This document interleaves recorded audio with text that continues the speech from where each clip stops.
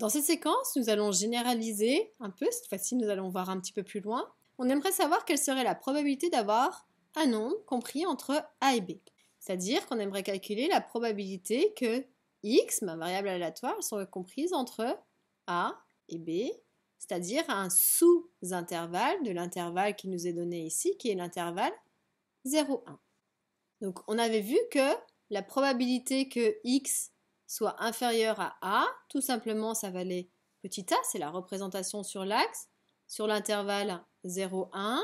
Si je veux la probabilité que x soit inférieur à A, si j'ai A qui est ici, eh bien c'est normal, ça revient à calculer la longueur de l'intervalle, c'est-à-dire A moins 0. Donc si on va un tout petit peu plus loin, maintenant je suis toujours sur mon intervalle 0, 1. J'aimerais avoir une probabilité d'être entre deux nombres, être entre un nombre A et un nombre B, c'est-à-dire toute cette partie qui est ici. Eh bien, logiquement, on va assez naturellement définir cette probabilité comme étant la longueur de cet intervalle, c'est-à-dire B-1.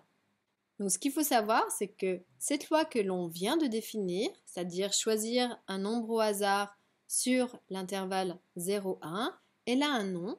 Donc toute cette loi ici, ça s'appelle une loi uniforme sur l'intervalle 0, 1.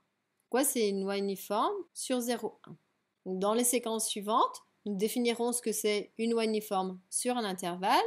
Puisque nous sommes sur un modèle infini, il y aura une densité de probabilité et donc on va apprendre à définir la densité de probabilité de cette loi uniforme.